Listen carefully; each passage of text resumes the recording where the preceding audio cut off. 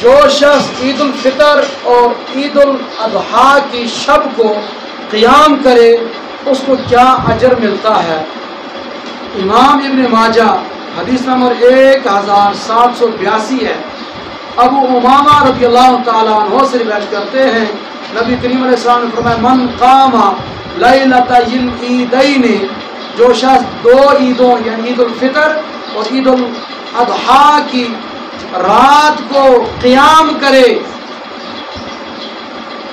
محتسبا للہ، اللہ کی بارگاہ سے اجر و ثواب کا طالب بن کر، تو لم یمت قلبہ یوم تموت القلوب، جس دن سارے دل مر جائیں گے اس کا دل اس وقت بھی زندہ ہوگا، اس کا دل مرے گا نہیں۔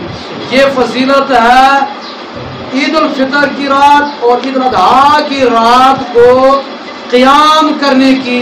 اس رات کو قیام کرنے سے دل زندہ رہتا ہے۔